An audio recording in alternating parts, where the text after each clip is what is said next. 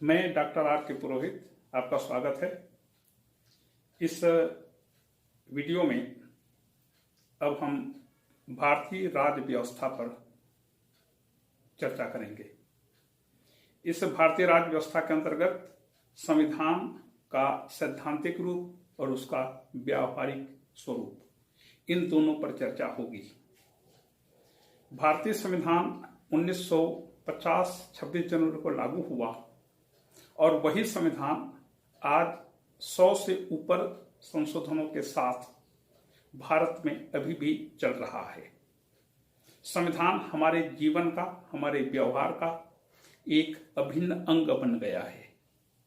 लेकिन भारतीय संविधान पर विचार करने के पहले हम जरा देखें कि 1950 अथवा 1947 के पूर्व स्थिति क्या थी और विशेष करके मुगल शासन की समाप्ति के बाद या मुगल साम्राज्य के छिन्न भिन्न होने के बाद जब अंग्रेज यहां पर शासन करने लगे तो ब्रिटिश शासन काल में, जो कि 1947 तक रहा, भारत की संवैधानिक व्यवस्था क्या थी। भारतीयों ने आजादी प्राप्त करने के लिए कौन कौन से मुख्य आंदोलन किए और किस प्रकार से अंग्रेजों से भारतीयों को सत्ता का हस्तांतरण हुआ, इस पर संक्षिप्त में चर्चा कर लेते हैं। तो देखते हैं 1947 के पहले भारत की स्थिति क्या थी। विशेष करके जब मुगल शासन भारत में चल रहा था तो अंग्रेज यहां पर, अंग्रेज, फ्रेंच, पुर्तगीज और डच, ये 4 देशों से, यूरोप के 4 देशों से व्यापारी यहां पर आए और उन्होंने मुगल शासकों से व्यापार करने के लिए अनुमति मांगी। मुगल शासकों ने इन्हें व्यापार करने की अनुमति दी। ये कंपनियां यहां पर आईं और यहां पर व्यापार करने लगी। जहां तक ब्रिटिश कंपनी का सवाल है, अंग्रेजों के कुछ धनी मानी लोगों ने एक ईस्ट इंडिया कंपनी को स्थापित किया। इसका उद्देश्य था भारत तथा पूर्वी देशों के साथ व्यापार करना, क्योंकि यूरोप में भारत के बारे में धारणा यह थी कि भारत में चारों दिशाओं से धन संपत्ति आता है, लेकिन उसका बाहर जाने का रास्ता कोई नहीं है।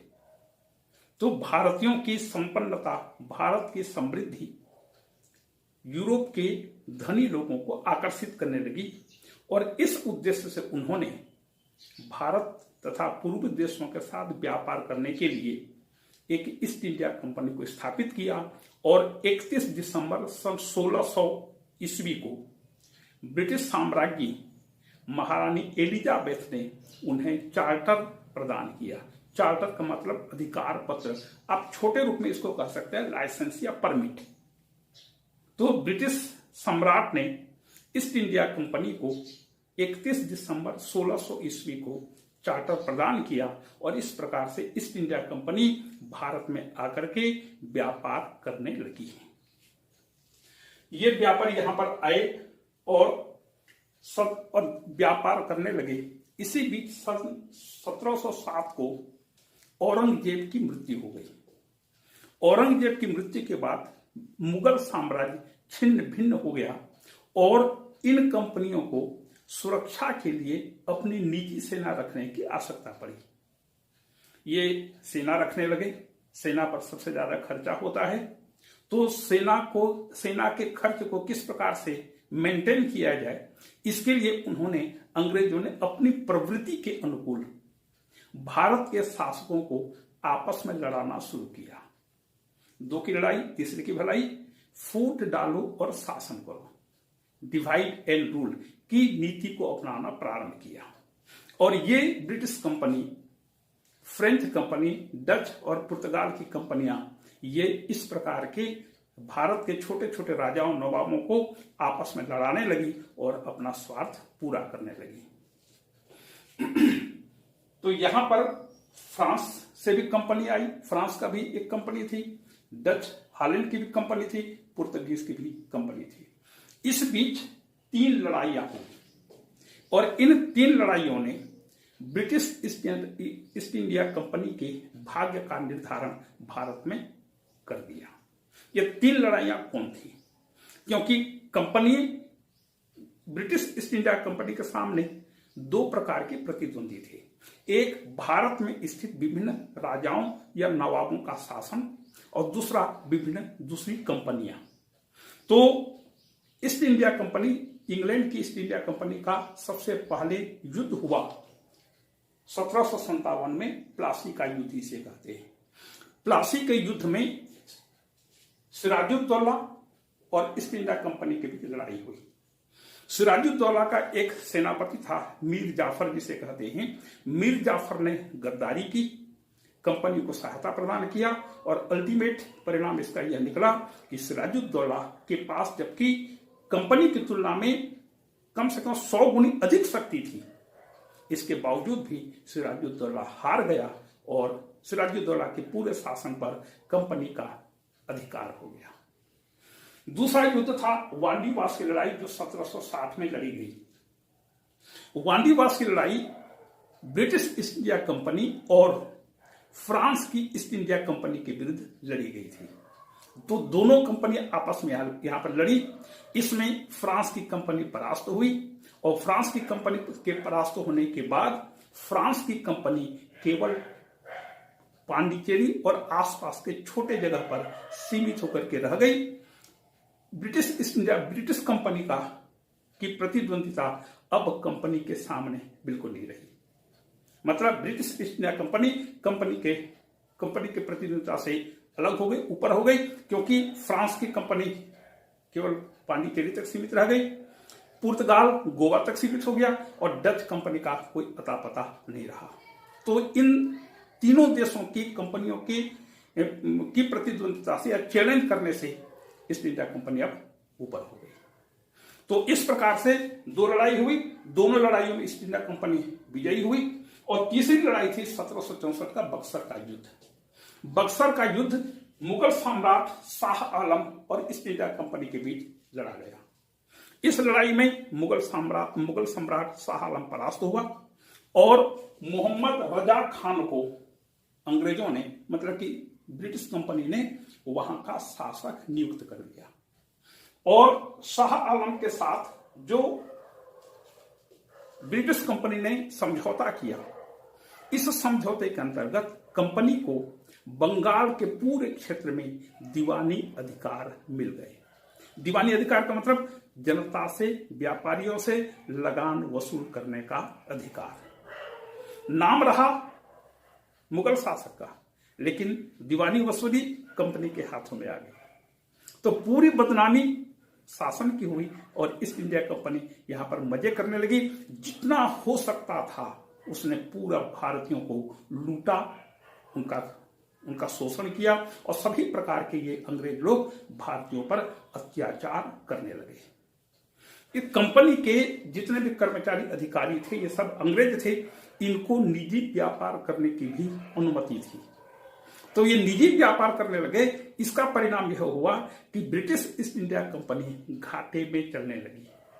जब घाटे में चलने लगी तो उसने ब्रिटिश सरकार से आर्थिक सहायता की मांग की।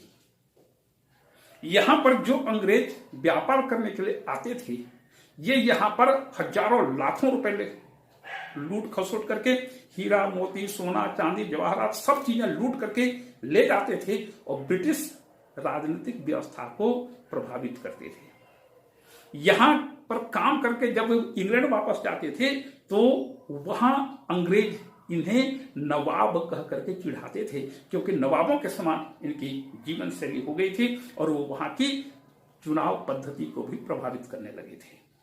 यहां पर एक शब्द आया, डायरकी। ये डायरकी क्या है कि लगान वसूल करना, अर्थात दीवानी अधिकार कंपनी को मिल गए और नाम रहा मुगल शासन का। यह लॉर्ड क्लाइव के दिमाग की उपज थी। लॉर्ड क्लाइव ब्रिटिश कंपनी का मुख्य सेनापति था। तो उसने एक योजना बनाई। उसने सोचा कि यदि ईस्ट इंडिया कंपनी सीधे तौर पर पूरे बंगाल को अपने हाथ में ले लेती है और कंपनी का शासन यदि वहां पर स्थापित हो जाता है तो अंग्रेज चिल्लाएंगे। तो अंग्रेजों का मुंह बंद करने के लिए उसने डायरकी नामक योजना शुरू की। डायरकी द्वैध शासन। यह द्वैध शासन या डायरकी 3 बार आता है हमारे संविधान के अंतर्गत। ये डायरकी यहां पर पहली बार आया। दूसरा डायरकी 1919 के मांटफोर्ड सुधार अधिनियम में आता है, उसकी चर्चा तब करेंगे। और वर्तमान समय भी द्वैध शासन भारत में लागू है। केंद्र सरकार का शासन, राज्य सरकार का शासन, ये दोहरा शासन कहते हैं, द्वैध शासन व्यवस्था कहते हैं। लेकिन अब भारत में तीसरा शासन शुरू हो गया है, ग्राम पंचायत या पंचायती व्यवस्था। तो भारत में 3 स्तर लागू है, पहले 2 स्तर लागू था। जब पंचायती राज अधिनियम बन गया तो भारत में 3 प्रकार की सरकारें हो गई, केंद्र सरकार, राज्य सरकार, स्थानीय सरकार। और द्वैध शासन दूसरा आता है मांटफोर्ड सुधार अधिनियम 1919 के अंतर्गत, उसकी चर्चा तब करेंगे। यहां पर डायरकी का मतलब क्या है? 2 प्रकार का शासन। कैसे 2 प्रकार का शासन? एक अंग्रेजों का शासन कि हम तुमसे पैसा लेंगे, लगान लेंगे, कर वसूलेंगे। नाम किसका है? मुगल शासन का, मोहम्मद रजा खां का नाम उसका हो रहा है और काम ईस्ट इंडिया कंपनी कर रही है। 2 प्रकार का शासन, इसी को द्वैध शासन कहते हैं। बदनामी होती थी मुगल शासकों की और इनका झोला भरता था अंग्रेजों का। ये द्वैध शासन है। अच्छा, चूंकि यहां पर इतनी घटनाएं घट गई, 3 लड़ाइयां हो गई, तीनों लड़ाइयों में कंपनी विजयी हुई, लेकिन अंग्रेजों को इसमें फुर्सत नहीं थी कि वे भारत में होने वाली किसी घटना पर या कंपनी की कारगुजारियों पर चर्चा करें अथवा कंपनी पर किसी प्रकार से नियंत्रण स्थापित करें। क्यों?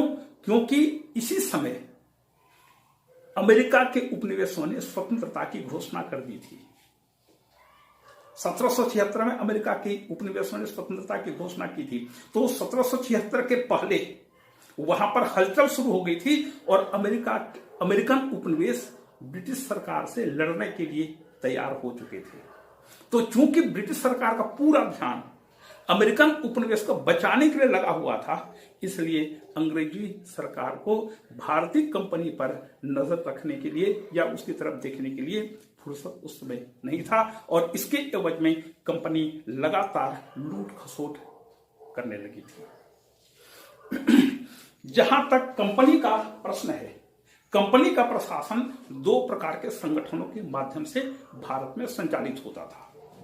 इंग्लैंड में इसकी 2 संस्थाएं थी। एक कोर्ट ऑफ प्रोप्राइटर्स, इसको स्वामी मंडल कहते हैं हिंदी में। प्रोप्राइटर जैसे दुकान का जो मालिक होता है उसको प्रोप्राइटर कहते हैं, मतलब स्वामी। चूंकि ईस्ट इंडिया कंपनी एक शेयर बेचने वाली कंपनी थी, जॉइंट स्टॉक कंपनी बन गई थी। तो जो व्यक्ति शेयर खरीदता था वह या जिसके पास शेयर होते थे वह कोर्ट ऑफ प्रोप्राइटर्स का सदस्य होता था। इनकी संख्या सैकड़ों में थी और ये स्वामी मंडल अर्थात कोर्ट ऑफ प्रोप्राइटर्स अपने में से 24 बोर्ड ऑफ डायरेक्टर्स के सदस्यों को चुनती थी। तो कोर्ट ऑफ प्रोप्राइटर्स स्वामी मंडल मूल संस्था हो गई और वह अपने में से 24 सदस्यों का निर्वाचन करती थी और ये 24 सदस्य संचालक मंडल के सदस्य होते थे। इनका मुखिया एक गवर्नर होता था। क्लियर हुआ? इंग्लैंड में कंपनी की 2 संस्थाएं थी, एक कोर्ट ऑफ प्रोप्राइटर्स स्वामी मंडल और दूसरा बोर्ड ऑफ डायरेक्टर्स।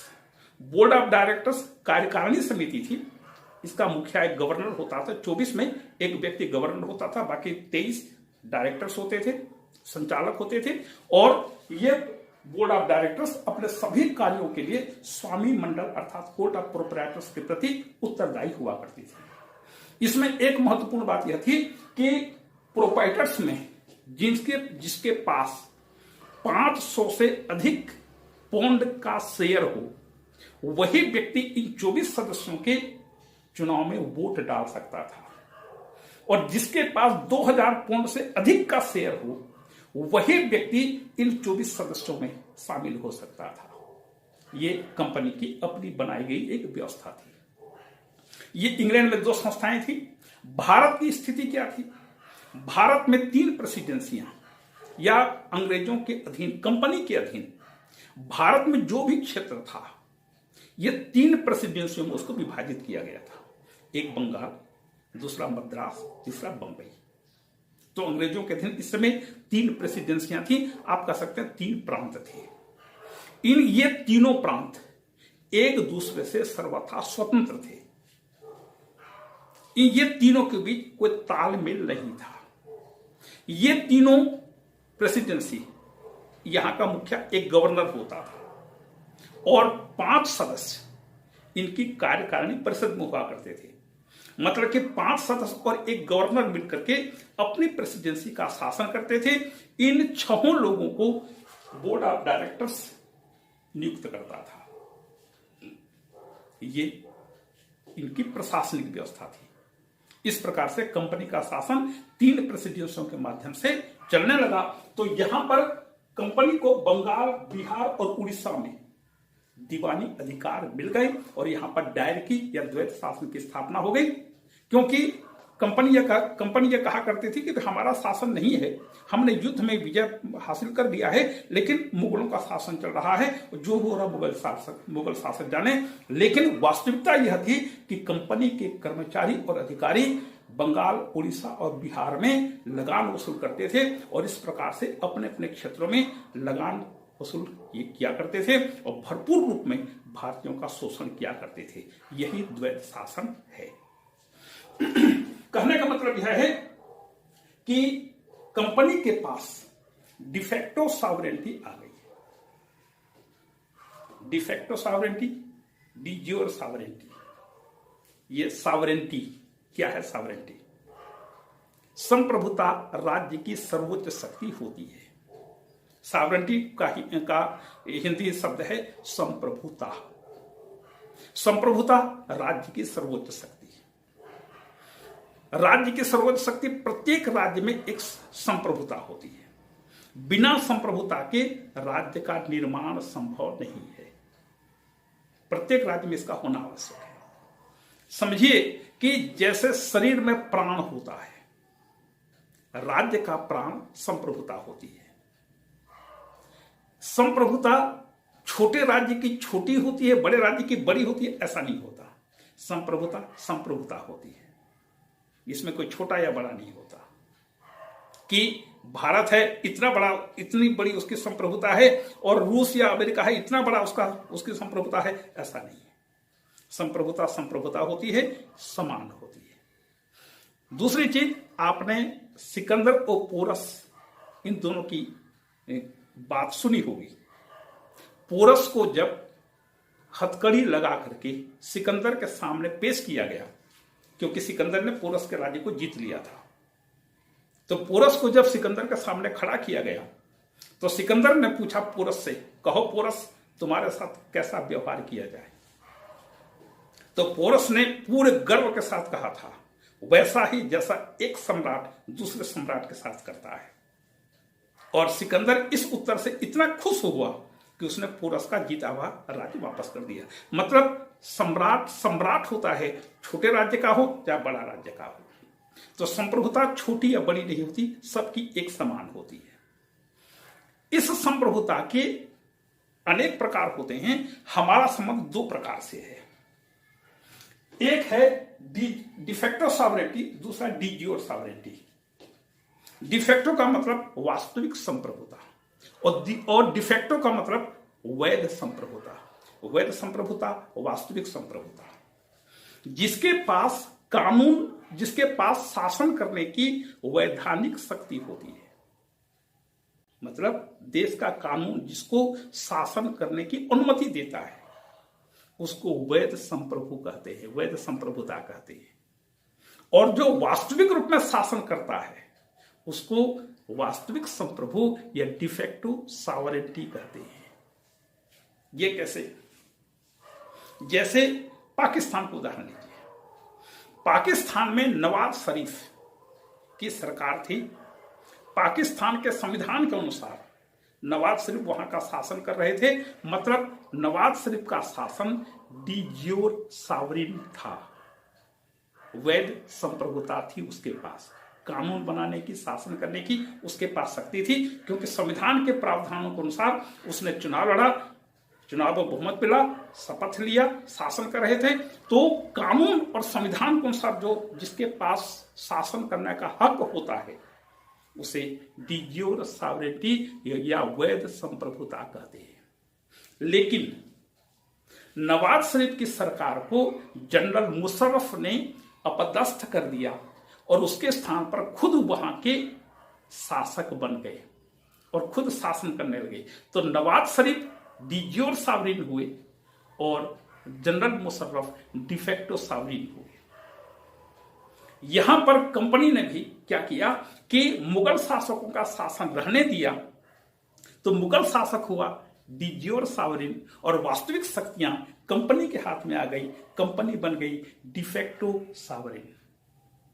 तो कंपनी के हाथ में डिफेक्टो सॉवरेनिटी आ गई, वास्तविक संप्रभुता आ गई और नाम रहा वैध संप्रभु अर्थात मुगल शासकों का। तो यहां पर हमने दो तकनीकी शब्दों पर विचार किया, एक डायरेक्टली दो प्रकार का शासन, अंग्रेजों का शासन, कंपनी का शासन और फिर मुगल शासन, मुगलों का शासन, और दूसरा de facto sovereignty, D jure sovereignty, वैध संप्रभु और वास्तविक संप्रभु। और इस प्रकार से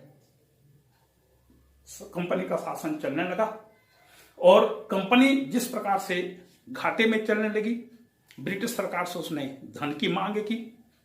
यहां पर जो भी अंग्रेज आते थे लूट खसोट करके हजारों लाखों की संख्या में रुपए, पैसे, सोना, चांदी ये सब लेकर वहां पर जाते थे, वहां के राजनीतिक व्यवस्था को प्रभावित करते थे। और अंग्रेजों ने इन कर्मचारियों और अधिकारी जो वापस इंग्लैंड जाकर के जाते थे, इनकी जीवन शैली को देख करके ये खुसर पुसर करने लगे और यह कहने लगे कि एक ऐसी कंपनी जिसके सदस्य केवल अंग्रेज हैं, उसको इतने बड़े देश का शासन करने की जिम्मेदारी नहीं दी जा सकती, क्योंकि वे वहां पर न केवल शासन कर रहे हैं अपितु वे जनता का शोषण भी भरपूर रूप में कर रहे हैं। संसद में खूब गर्मागर्म बहस होने लगी। सब कोई, अधिकांश लोग, संसद के अधिकांश सदस्य कंपनी के कार्यक्रम, कंपनी के कर्मचारियों के द्वारा जो व्यवहार किया जा रहा था, जनता के शोषण आदि की चर्चा करने लगे और यह कहने लगे कि कंपनी पर किसी न किसी प्रकार का नियंत्रण होना आवश्यक है। और इस प्रकार से ब्रिटिश संसद ने पहली बार सन 1600 ईस्वी में इसको चार्टर दिया गया था। 1600 ईस्वी से लेकर के 1773 के पहले तक ब्रिटिश सरकार ने इस कंपनी की कोई सुध ही नहीं ली। 1773 में पहली बार ब्रिटिश संसद ने एक अधिनियम पारित करके कंपनी को नियंत्रित करने का प्रयास किया। इस अधिनियम को रेगुलेटिंग एक्ट कहते हैं। रेगुलेशन से रेगुलेटिंग बना। रेगुलेशन क्या है? जैसे रेगुलेटर होता है, पंखा जब हम लगाते हैं तो पंखे की गति को नियंत्रित करने के लिए एक रेगुलेटर होता है। उस रेगुलेटर को पूरा ऑन करेंगे तो पंखा पूरी स्पीड से घूमती है, यदि उसको कम करेंगे तो पंखे की गति सीमित होती जाती है। तो पहली बार कंपनी को रेगुलेट करने के लिए, नियमित करने के लिए, मर्यादित करने के लिए या कंपनी पर नियंत्रण स्थापित करने के लिए ब्रिटिश संसद ने 1773 में रेगुलेटिंग एक्ट पारित किया। देखें इसके कौन कौन से प्रावधान थे। पहला प्रावधान था, बंगाल का जो गवर्नर था, गवर्नर जनरल, तो बंगाल का जो गवर्नर था उसको गवर्नर जनरल ऑफ बंगाल की उपाधि दी गई और बंबई तथा मद्रास के गवर्नरों को बंगाल के गवर्नर जनरल के अधीन किया गया। अभी तक, इसके पहले तक तीनों गवर्नर अलग अलग थे, स्वतंत्र थे, स्वतंत्रता पूर्वक अपनी नीतियां बनाते थे, युद्ध करते थे, तमाम प्रकार से अपने ढंग से काम किया करते थे। 1773 में एक व्यवस्था स्थापित की गई, बंगाल के गवर्नर को गवर्नर जनरल ऑफ बंगाल की उपाधि दी गई और मद्रास तथा बंबई के गवर्नरों को बंगाल के अधीन किया गया। यह पहला प्रावधान था। दूसरा प्रावधान गवर्नर जनरल की परिषद थी, क्योंकि इसके पहले चर्चा हो चुकी है कि गवर्नर 5 सदस्यों को मिला करके अपनी कार्यकारिणी बनाते थे और ये 6 लोग मिलकर के अपने अपने प्रेसिडेंसियों का शासन किया करते थे। तो गवर्नर जनरल का जो परिषद था उसमें 4 सदस्य नियुक्त किए गए। ये चारों सदस्य अंग्रेज होते थे, तो 4 सदस्य और गवर्नर जनरल ये मिलकर के अपनी प्रेसिडेंसी का शासन किया करते थे। मतलब तीनों प्रेसिडेंसियों का शासन अब केंद्रीकृत रूप में होने लगा। ये 4 सदस्य जो गवर्नर जनरल की परिषद के होते थे, इनको ब्रिटिश सम्राट द्वारा नियुक्त करने की व्यवस्था शुरू हुई। तीसरा प्रावधान था गवर्नर जनरल पर बोर्ड ऑफ डायरेक्टर्स का नियंत्रण बढ़ गया। गवर्नर जनरल मतलब बंगाल का गवर्नर जनरल, उस पर बोर्ड ऑफ डायरेक्टर्स इसका नियंत्रण ज्यादा बढ़ा दिया गया। मतलब यह है कि मद्रास और बंबई के गवर्नर अपना सब काम बंगाल के गवर्नर जनरल के माध्यम से करने लगे। उनके प्रेसिडेंसी में जो भी गतिविधियां होती थी, इन गतिविधियों की पूरी सूचना दिया करते थे दोनों गवर्नर, और ये गवर्नर जनरल अपने सभी कार्यों के लिए बोर्ड ऑफ डायरेक्टर्स के प्रति जिम्मेदार होते हुए उनके साथ लगातार पत्र व्यवहार आदि करने लगा। चौथा प्रावधान था इसके सुप्रीम कोर्ट ऑफ जुडिकेचर की स्थापना की गई। एक सर्वोच्च न्यायालय की स्थापना की गई और यह कहा गया कि यह सुप्रीम कोर्ट जो है वह कंपनी से संबंधित मामलों की सुनवाई करेगा। इसमें एकदम 3 न्यायाधीश नियुक्त किए गए। मतलब कि एक मुख्य न्यायाधीश, 3 अन्य न्यायाधीश, ये 4 न्यायाधीश मिलकर के कंपनी के मामलों की भारत में सुनवाई करने लगे। और एक व्यवस्था और कर दी गई कि गवर्नर जनरल अपने परिषद के सदस्यों के साथ मिलकर के अपने कंपनी के क्षेत्रों में कानून बना सकता है। तो गवर्नर जनरल को कार्यकारिणी परिषद के सदस्यों के साथ मिलकर कंपनी के क्षेत्र में कानून बनाने का अधिकार दिया गया। लेकिन एक प्रावधान और कर दिया गया कि गवर्नर जनरल और उसके परिषद जो भी कानून बनाएंगे, इन सभी कानूनों को सुप्रीम कोर्ट में रजिस्टर करना पड़ेगा। मतलब कि सुप्रीम कोर्ट उन कानूनों की वैधता या अवैधता पर निर्णय कर सकती है। तो सुप्रीम कोर्ट का थोड़ा सा नियंत्रण कंपनी पर, गवर्नर जनरल पर स्थापित कर दिया गया, बढ़ा दिया गया। और एक प्रावधान किया गया कि इस अधिनियम के द्वारा कंपनी को अगले 20 साल के लिए चार्टर प्रदान किया गया। अभी तक ये प्रावधान कभी नहीं था।